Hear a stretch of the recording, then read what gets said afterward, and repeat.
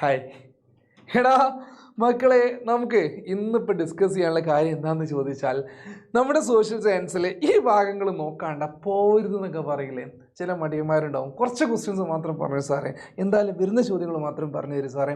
അങ്ങനെ നമുക്ക് തോന്നുമല്ലോ ഇത് എന്തായാലും നോക്കണം, ഇങ്ങനെയുള്ള ചോദ്യങ്ങൾ എന്തായാലും വരുന്നുള്ള അങ്ങനെ കുറച്ച് ചോദ്യങ്ങളാണ്. അതായത് ഒരു 75% മേലെ പ്രൊബബിലിറ്റി ഉള്ള ചോദ്യങ്ങൾ അല്ലെങ്കിൽ സാധ്യതയുള്ള ചോദ്യങ്ങളെന്ന് വേണമെങ്കിൽ പറയാൻ പറ്റും. അങ്ങനെയുള്ള കുറച്ച് ചോദ്യങ്ങൾ ഒന്നാമത്തെ ചാപ്റ്ററിന് ഞാൻ പറഞ്ഞുതരാണ്. വളരെ പ്രധാനപ്പെട്ട ചോദ്യങ്ങളാണ്. ഇത് എന്തായാലും നോക്കിയിട്ടേ പോകാൻ പാടുള്ളൂ, നിർബന്ധമായിട്ടും നിങ്ങൾ നോക്കിയിട്ടേ പോകാവൂ. ഓക്കെ, ഇത് അതേപോലെ ചോദിക്കുന്നല്ല പറയുന്നത്, ഈ ഭാഗത്തുനിന്ന് ചോദ്യങ്ങൾ ഉണ്ടായിരിക്കും. ഓക്കെ, ഇത് വളരെ സിമ്പിളായിരിക്കും. മിക്കവാറും ചോദിക്കുന്നത് ഒരു 3 മാർക്ക് ടൈപ്പ് ചോദ്യങ്ങളാണ്. 3 മാർക്കിന്, 4 മാർക്കിന്, 2 മാർക്കിന് ചോദ്യങ്ങളാണ് ഉണ്ടാവുക. അപ്പോൾ എന്തായാലും വളരെ പെട്ടെന്ന് തന്നെ മാർക്ക് സ്കോർ ചെയ്യാനും പറ്റും. ആദ്യം തന്നെ നിങ്ങൾക്ക് ഇതുപോലൊരു മാപ്പ് തരും. ആ മാപ്പ് ബേസിൽ ചോദ്യങ്ങൾ എന്തായാലും ഉണ്ടാവാനുള്ള സാധ്യത വളരെ കൂടുതലാണ്. ഇങ്ങനെ ചിലപ്പോൾ ചോദിക്കാൻ ഇങ്ങനെ ചോദിക്കില്ലെങ്കിൽ, പക്ഷേ ഇതിനുള്ളിൽ നിന്നാണ് ചോദ്യം വരിക. Based on the topographical characteristics northern mountain region can be classified into 3. ഉത്തരപർവ്വത മേഖലയുടെ ഭൂമിശാസ്ത്രപരമായ സവിശേഷതകളെ അടിസ്ഥാനമാക്കി 3ആയി തിരിക്കാൻ പറ്റും. അവ ഏതെല്ലാം എന്ന് പറയുന്നത്, അവ ഏറ്റവും മുകളിലുള്ള മൗണ്ടെയിൻ റേഞ്ചിനെ ട്രാൻസ് ഹിമാലയം എന്ന് നമ്മൾ പറയും. അതിന് താഴെയായിട്ട് നമ്മുടെ ഹിമാലയം റേഞ്ച് ഉണ്ട്. ഹിമാലയം എന്ന് പറയുന്ന നീളത്തിലുള്ള റേഞ്ച് ഉണ്ട്. അതിന് താഴെ അല്ലെങ്കിൽ ഈ കിഴക്ക് ഭാഗത്തായിട്ട് ആരുണ്ട്, ഈസ്റ്റേൺ ഹൈലാൻഡ് എന്ന് പറയുന്ന കിഴക്കൻ മലനിരകളുണ്ട്. കിഴക്കൻ മലനിരകൾ ഇങ്ങനെ 3ആയിട്ട് നമുക്ക് തിരിക്കാൻ പറ്റും. ഇനി ഹിമാലയത്തിന് തന്നെ 3 ഡിവിഷൻസ് വേറെ ഉണ്ട്. ഏതൊക്കെയുള്ളത്? ഹിമാദ്രി ഉണ്ട്, ഹിമാചൽ ഉണ്ട്, അതുപോലെ ശിവാലിക് ഉണ്ട്, ഇങ്ങനെ നമുക്ക് ഹിമാലയത്തിന് തന്നെ 3ആയിട്ട് തിരിക്കാൻ പറ്റും. ട്രാൻസ് ഹിമാലയത്തിന് നമുക്ക് 3ആയിട്ട് തിരിക്കാൻ പറ്റും. ഏതൊക്കെയാ? കാരക്കോറം എന്ന് പറയുന്ന റേഞ്ച് ഉണ്ട്, ലഡാക്ക് എന്ന് പറയുന്ന റേഞ്ച് ഉണ്ട്, അതുപോലെ സസ്കർ ഉണ്ട്. ഓക്കെ, ഇങ്ങനെ കാരക്കോറം, ലഡാക്ക്, അതുപോലെ സസ്കർ എന്ന് പറഞ്ഞ് 3ആയിട്ട് നമുക്ക് ഈ ട്രാൻസ് ഹിമാലയത്തിന് തിരിക്കാൻ പറ്റും. അപ്പോൾ ഇങ്ങനെ ഈ ഹിമാലയത്തിൻ്റെ ഡിവിഷൻസ് വളരെയധികം പ്രാധാന്യമുണ്ട്. കാരണം എന്താ വെച്ചാൽ ഇതുപോലത്തെ ഒറ്റ മാപ്പ് തരും. ഈ ഒരു മാപ്പ് തന്നിട്ട് എന്ത് ചെയ്യുന്നത് വെച്ച് കഴിഞ്ഞാൽ ഞാൻ സിമ്പിളായിട്ട് പറഞ്ഞുതരാം. ഇപ്പോൾ ഈ കാരക്കോർ ഒരു തന്നിട്ടുണ്ടാവില്ല, കാരക്കോർ അവർ വെട്ടിവെക്കും, ഉണ്ടാവില്ല. ഓക്കെ, കാരക്കോറം അവർ ഒഴിവാക്കിയിട്ടുണ്ടാവും. ഓക്കെ, ഇതാ ഒഴിവാക്കി. ലഡാക്ക് ഒരു ഒഴിവാക്കി, ഇത് ഒഴിവാക്കിയിട്ട് ലിസൺ, ഇത് സിമ്പിളായിട്ട് അവർ ഒഴിവാക്കുക ഇൻ ദ സെൻസ് ഇതവിടെ കാണിക്കില്ല എന്നല്ല, വരെ ഉണ്ടായിരിക്കും, പക്ഷേ ഈ പേരവിടെ ഉണ്ടാവില്ല. ആ പേര് നിങ്ങളോട് ഫില്ല് ചെയ്യാൻ പറയും. കാരക്കോറം വെട്ടി, അതുപോലെ ഇവിടെ ഹിമാദ്രി ഇവിടെ വെട്ടിയിട്ടുണ്ട്. ഹിമാദ്രി വെട്ടി, ഇതെന്താന്ന് ചോദിക്കും. ഇത് ഏത് മൗണ്ടെയിൻ റേഞ്ച് ആണ്, അല്ലെങ്കിൽ ഹയസ്റ്റ് മൗണ്ടെയിൻ റേഞ്ച് ഏതാണ്, നോർത്തേൺ മോസ്റ്റ് ഏതാണെന്ന് ഇങ്ങനെ മാപ്പ് തന്നിട്ട് പിക്ക് ചെയ്യാൻ പറയും. ആ മാപ്പ് ബേസ്ഡ് ഒരു ചോദ്യത്തിനുള്ള സാധ്യത വളരെ കൂടുതലാണ്. എന്ത് ബേസ്ഡ്? മാപ്പ് ബേസ്ഡിൽ ഒരു ചോദ്യം വളരെ ഇമ്പോർട്ടൻ്റ് ആണ്, സാധ്യതയുണ്ട്. ഓക്കെ, ഇതെല്ലാം നിങ്ങളുടെ ബുക്കിലുള്ള. ഫോർ എക്സാമ്പിൾ ഇവിടെ നാഗ ഹിൽസ് ഇവിടെ വെട്ടിയിട്ടുക, നാഗ വെട്ടി, എന്നിട്ട് ചോദിക്കുകയാണ് ഈ റേഞ്ച് ഏതാണെന്ന് സ്പെസിഫിക് ആയിട്ട് നിങ്ങളോട് ചോദിച്ചു. ഇത് ഏത് മൗണ്ടെയിൻ റേഞ്ച് ആണെന്ന് ചോദിച്ചു. അപ്പം നമ്മൾ ഇവിടെ ബി എന്ന് ഇട്ടിട്ടുണ്ടെങ്കിൽ ആ ബി എന്താണെന്ന് എഴുതുക, ഇത് നാഗയാണെന്ന് എഴുതി വെക്കുക. ഇത്രേ വേണ്ടും. അപ്പം നിങ്ങൾ ഓരോന്നിൻ്റെ പൊസിഷൻ, ഈ മൗണ്ടെയിൻസിൻ്റെ സ്ഥാനം നിങ്ങൾ നോക്കി വെക്കുക എന്നുള്ളത് ഇമ്പോർട്ടൻ്റ് ആണ്. ഓക്കെ, അപ്പോൾ അത് ഓർഡറിൽ ജസ്റ്റ് ഒന്ന് ഞാൻ ഒന്നും കൂടെ പറഞ്ഞു തരാം. ഓക്കെ, ഞാൻ കുറച്ച് നേരത്തെ കാണിച്ചിരുന്ന സംഭവം തന്നെയാണ്. ഈ Karakoram range, Ladakh range, Zanskar range. ഈ കാരക്കോറം ലഡാക്ക് റേഞ്ചാണ് മുകളിലുള്ള ഈ ഒരു മെറൂൺ കളറിൽ മാർക്ക് ചെയ്തിട്ടുള്ളത്. ഇതിനെ പൊതുവെ പറയുന്ന പേര് ട്രാൻസ് ഹിമാലയം എന്നാണ്. എന്താ പേര് പറയാം? ട്രാൻസ് ഹിമാലയം. മലയാളത്തിലും ആ പേര് തന്നെയാണ് കേട്ടോ, ട്രാൻസ് ഹിമാലയം എന്നാണ് പറയും. ഇനി ഇവിടെ നിങ്ങൾക്ക് വയലറ്റ് കളറിൽ നിങ്ങൾക്ക് ഇവിടെ കാണാൻ പറ്റും, ഒരു വയലറ്റ് കളർ. ഇത് വയലറ്റ് എന്നല്ലേ പറയാം? വയലറ്റ്. ഓക്കെ, ഹിമാദ്രി കാണാം, ഹിമാചലി കാണാം, ശിവാലിക്. ഓക്കെ, ഈ ഹിമാദ്രി, ഹിമാചൽ, ശിവാലിക് എന്ന് പറയുന്ന ഈ 3 റേഞ്ചസ് എന്തിൻ്റെ ഭാഗമാണെന്ന് ചോദിച്ചു കഴിഞ്ഞാൽ നമ്മൾ പറയും അത് ഹിമാലയത്തിൻ്റെ ഭാഗം. ഹിമാലയം എന്ന് പറയുന്ന ആ മൗണ്ടെയിൻ റേഞ്ചസിൻ്റെ 2400 കിലോമീറ്റർ നീളമുള്ള 2400 കിലോമീറ്റർ ലെങ്ത്തുള്ള ആ ഒരു വലിയ ഹിമാലയൻ മൗണ്ടെയിൻ റേഞ്ചിൻ്റെ 3 പാരലൽ റേഞ്ചസ് ആണിത്. അപ്പോൾ ഈ ഹിമാദ്രി, ഹിമാചൽ, ശിവാലിക് ചോദിച്ചാൽ അത് ഹിമാലയത്തിൻ്റെ ഭാഗമാണ്. അവിടെയാണ് നിങ്ങൾ എന്ത് ചെയ്യേണ്ടത്? ഐഡൻറ്റിഫൈ ചെയ്യേണ്ടത്, എഴുതേണ്ടത്. ഇനി ഈസ്റ്റേൺ ഹൈലാൻഡ് ആണ് ഗ്രീൻ കളറിൽ മാർക്ക് ചെയ്തിട്ടുള്ളത്.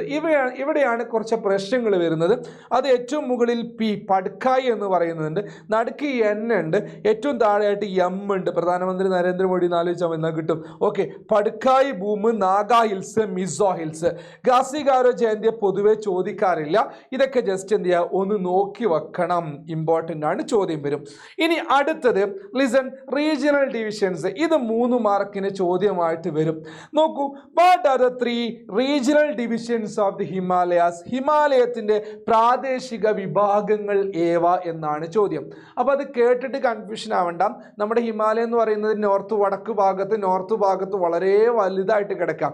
അതിൻ്റെ region western region, eastern region, അപ്പോൾ central region, west, east, central, ഇങ്ങനെ 3ആയിട്ട് തിരിക്കാൻ പറ്റും. അത് ആർക്കും എഴുതാൻ പറ്റും, വളരെ സിമ്പിളാണ്, ഒരു പ്രശ്നമില്ല. Western Himalaya, central Himalaya, eastern Himalaya, പടിഞ്ഞാറൻ ഹിമാലയം, മധ്യ ഹിമാലയം, കിഴക്കൻ ഹിമാലയം. പക്ഷേ ഇവിടെ പ്രശ്നമായിട്ട് വരുന്ന എന്താണെന്ന് ചോദിച്ചാൽ, ഹിമാലയൻ റീജിയൻസ് 3 എണ്ണത്തിന് നമ്മളിവിടെ വേർതിരിച്ചിട്ടുണ്ട്. ഇവിടെ ആദ്യത്തെ ഗ്രീൻ കളറിൽ കാണുന്നത് വെസ്റ്റ് ആണ്, നടുക്കുള്ള യെല്ലോ കളറിൽ കാണുന്നത് നമ്മുടെ മിഡിൽ അല്ലെങ്കിൽ സെൻട്രൽ ഹിമാലയമാണ്, മധ്യത്തിലുള്ളതാണ് ഏറ്റവും ഇവിടെ ഈസ്റ്റ് ഭാഗത്തുള്ളത് ഈസ്റ്റേൺ ഹിമാലയ, തർക്കമില്ല. പക്ഷെ ഇവയെ വേർതിരിക്കുന്നത് എന്താണെന്ന് ചോദിച്ചു കഴിഞ്ഞാൽ സിമ്പിളായിട്ട് പറഞ്ഞാൽ അത് റിവേഴ്സ് ആണ്, നദികളുടെ ബേസിലാണ് ഇവയെ എന്ത് ചെയ്യുന്നത്, നദികളാണ് ഇവയെ വേർതിരിക്കുന്നത്. ഇവിടെ നിങ്ങൾക്ക് ഇൻഡസ് അറിയാം, ഇൻഡസ് എന്ന് പറയുന്ന നദി അറിയാം. ഇൻഡസിന്റെ മലയാളം എന്താ, സിന്ധു. സിന്ധു നദി മുതൽ ഇവിടെ നോക്കൂ, ഇവിടെ നമുക്ക് ഒരു റിവർ ഉണ്ട്, കാളി നദി എന്ന് പറയാറുണ്ട്. കാളി എന്ന് പറയുന്ന ഒരു നദിയുണ്ട്, നേപ്പാളിൽ നിന്ന് വരുന്നൊരു റിവറാണ് കാളി എന്ന് പറയുന്ന റിവർ.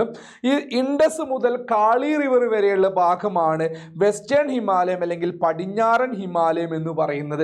അതുപോലെ കാളി മുതൽ ഇന്ത്യയുടെ ബ്രഹ്മപുത്രയുടെ ട്രിബ്യൂട്ടറി ആയിട്ടുള്ള ഒരു തിസ്ത എന്ന് പറയുന്ന നദിയുണ്ട്. തിസ്ത, എന്താ പേര്, തീസ്ത എന്ന് പറയാറുണ്ട്, അല്ലെങ്കിൽ തിസ്ത എന്ന് പറയാറുണ്ട്, ടീസ്ത.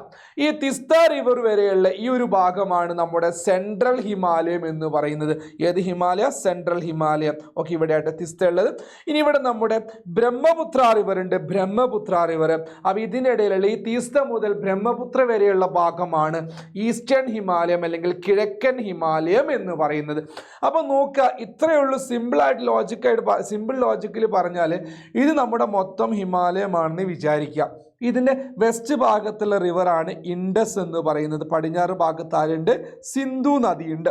ഇനി അതിൻ്റെ ഇവിടെ കുറച്ചിങ്ങോട്ട് മാറിയിട്ട് മധ്യഭാഗത്തായിട്ട് ആരുണ്ട്, നമ്മുടെ കാളി എന്ന് പറയുന്ന നദിയുണ്ട്, കാളി റിവർ. ഇതിനിടയിലുള്ള ഈ ഒരു ഭാഗം ഉണ്ടല്ലോ, ഈ ഒരു ഭാഗം ഇതിൻ്റെ ഇടയിലുള്ള ഈ ഒരു റീജിയൻ, ഈ റീജിയൻ നമ്മൾ പറയുന്ന പേരാണ് വെസ്റ്റേൺ ഹിമാലയ അഥവാ പടിഞ്ഞാറൻ ഹിമാലയം. ഇനി കുറച്ച് ഇങ്ങോട്ട് മാറിക്കഴിഞ്ഞാൽ ഇവിടെ ആരുണ്ട്, നമ്മുടെ തീസ്ത റിവർ ഉണ്ട്, തീസ്ത. ഓക്കെ, ഈ തീസ്ത റിവർ വരെയുള്ള ഈ ഒരു ഭാഗം ഉണ്ടല്ലോ, ഈ ഒരു ഭാഗം, ഇതിനെ പറയുന്ന പേരാണ് സെൻട്രൽ ഹിമാലയ, മധ്യ ഹിമാലയം എന്ന് പറയുന്നത്. ഇനി ഏറ്റവും അറ്റത്തായിട്ട് ഈ ഒരു അറ്റം എന്ന് പറയുന്നത് ഈ എക്സ്ട്രീം എൻഡിൽ ആരുണ്ട്, നമ്മുടെ ബ്രഹ്മപുത്ര റിവർ ഉണ്ട്, ബ്രഹ്മപുത്ര. ഓക്കെ, നമ്മളെ BP എന്നിട്ട് Brahmaputra. Okay, yes, Brahmaputra. Okay, ഇതിനിടയിലുള്ള ഈ ഒരു ഭാഗത്തിന് നമ്മൾ പറയുന്ന പേരാണ് ഈസ്റ്റേൺ ഹിമാലയം എന്ന് പറയുന്നത്. എന്താ പേര് പറയുന്നത്, ഈസ്റ്റേൺ ഹിമാലയം എന്ന് പറയും, അല്ലെങ്കിൽ കിഴക്കൻ ഹിമാലയം എന്ന് പറയുന്നു. അതാണ് ഈ ഒരു പെട്ടിയിലുള്ളത്. ഈ പെട്ടിയാണ് ഇവിടെ ഇമ്പോർട്ടൻ്റ്. ഓക്കെ, പൊട്ടാതിരിക്കാൻ പെട്ടി ഒന്ന് പഠിച്ചോളൂ. ഓക്കെ, നോക്കി വെക്കണം കേട്ടോ, ഏതൊക്കെ റിവേഴ്സിൻ്റെ ഇടയിലുള്ളതെന്ന് നോക്കി വെക്കാം. ദെൻ അടുത്തത്, what is drainage system? Explain Himalayan drainage system. എന്താണ് നദീവ്യവസ്ഥ? ഹിമാലയൻ നദീവ്യവസ്ഥയെക്കുറിച്ച് വിശദീകരിക്കുക. എനിക്കൊന്ന് കഴിഞ്ഞ വർഷം ചോദിച്ച ചോദ്യം തന്നെയാണ്. നമുക്ക് പ്രധാനമായിട്ടും 3 നദീവ്യവസ്ഥകളാണുള്ളത്. അതായത് ഇവിടെ നിങ്ങൾക്ക് ഇൻഡസ് റിവർ ഉണ്ട്, സിന്ധു നദിയുടെ നദീവ്യവസ്ഥ കാണാം. മധ്യഭാഗത്തായിട്ട് നമ്മുടെ ഗംഗാ നദീവ്യവസ്ഥ, ഗംഗാ ഡ്രൈനേജ് സിസ്റ്റം കാണാം. ഈസ്റ്റ് ഭാഗത്തായിട്ട് ബ്രഹ്മപുത്ര റിവർ സിസ്റ്റം കാണാം. ഈ 3 റിവർ സിസ്റ്റവുമായി ബന്ധപ്പെട്ട് 3 പ്ലെയിൻസ്, 4 സമതലങ്ങളുണ്ട്, 4 പ്ലെയിൻസ് ഉണ്ട്. നമുക്കറിയാലേ, മരുസ്ഥലി രാജസ്ഥാൻ പ്ലെയിന്, പഞ്ചാബ് ഹരിയാന സമതല, ഗംഗാ പ്ലെയിന്, നമ്മുടെ ബ്രഹ്മപുത്ര പ്ലെയിൻ അല്ലെങ്കിൽ ആസാം പ്ലെയിൻ, ബ്രഹ്മപുത്ര വാലി എന്നൊക്കെ പറയുന്നത് ഈസ്റ്റേൺ ഭാഗത്തുള്ള ആ ഒരു പ്ലെയിൻ. ഇങ്ങനെ 4 പ്ലെയിൻസ് ഉണ്ട്. അതിൽ പ്രധാനപ്പെട്ട 3 പ്ലെയിൻസ് ആണ് പഞ്ചാബ് ഹരിയാന, അത് ഇൻഡസ് റിവർ സിസ്റ്റമാണ്. ഗംഗാ പ്ലെയിൻ, ഗംഗാ സമതലം, ഗംഗാ റിവർ സിസ്റ്റമാണ്, ഗാഞ്ചസ് റിവർ സിസ്റ്റമാണ്. ബ്രഹ്മപുത്ര പ്ലെയിൻ, അത് ബ്രഹ്മപുത്ര റിവർ സിസ്റ്റമാണ്. അപ്പൊ ഇങ്ങനെ ഈ 3 പ്ലെയിൻസും ഉണ്ടാക്കുന്നത് ഈ 3 റിവർ സിസ്റ്റമാണ്. അപ്പൊ ഈ 3 റിവർ സിസ്റ്റം ഇമ്പോർട്ടൻ്റ് ആണ്. ഈ റിവർ സിസ്റ്റം എന്ന് പറയുമ്പോൾ കേട്ടിട്ട് ബേജാറാവണ്ട, പേടിക്കേണ്ട. അതായത് നമ്മളൊരു നദിയെ നമ്മൾ എടുക്കുകയാണ്. ഇവിടെ നോക്കണേ എന്നാലും മനസ്സിലാവുള്ളൂ. ഇവിടെ ഇൻഡസ് ഉണ്ട്. ഇൻഡസ് ഈ ഭാഗത്ത് നിന്നാണ് തുടങ്ങുന്നത്, ഈ ചോപ്പ് ഡോട്ട് ഇട്ട് അവിടെ നിന്നാണ് തുടങ്ങുന്നത്. മനസ്സിലോവർ ലേക്കിനടുത്ത് ബൊക്കാർച്ചു എന്ന് പറയുന്ന ഒരു ഹിമാനി ഉണ്ട്. ബൊക്കാർച്ചു ഗ്ലേഷ്യർ. ആ ബൊക്കാർച്ചുവിൽ നിന്ന് തുടങ്ങിയിട്ട് നമ്മുടെ കാശ്മീരിലൂടെ നേരെ കയറി വന്ന് പാകിസ്ഥാനിലൂടെ നേരെ ഇറങ്ങിയിട്ട് അത് നേരെ ഇവിടെ പോയിട്ട് നേരെ ചേരും നമ്മുടെ അറേബ്യൻ സീയിൽ പോയി ചേരും. ഓക്കെ, അറബിക്കടലിൽ പോയി ചേരും. ഓക്കെ, അപ്പോൾ ലിസൺ, ഇതാണ് നമ്മുടെ ഇൻഡസ് റിവർ, സിന്ധു നദിയുടെ ആ ഒരു കോഴ്സ് അല്ലെങ്കിൽ ഒഴുക്ക് എന്ന് പറയുന്നത്. ഇതേ നമുക്ക് നോക്കേണ്ടതുള്ളൂ. അതുപോലെ ഇൻഡസിലേക്ക് പോയി ചേരുന്ന കുറച്ച് നദികളുണ്ട്, ജലം, ജനാബ്, രവി, സത്ലജ്, ബിയാസ്, അതിന് നോക്കാം. അപ്പോൾ അത് നമുക്ക് ജസ്റ്റ് ഒന്ന് നോക്കി വെച്ചാൽ മാത്രം മതി. ഇവിടെ നോക്കൂ നിങ്ങൾ എന്തൊക്കെയാണ് അവിടെ പറഞ്ഞിട്ടുള്ളത് എന്ന്. Okay, river Indus originative from Bokharchu glacier near Manasarovar lake. Manasarovar തടാകത്തിനടുത്ത് ബൊക്കാർച്ചു ഹിമാലയിൽ നിന്ന് ഉത്ഭവിക്കുന്നതാണ്. ഓക്കെ, ഇതിന് പ്രധാനപ്പെട്ട പോഷക നദികളെ കുറിച്ച് ഇവിടെ പറയുന്നുണ്ട്.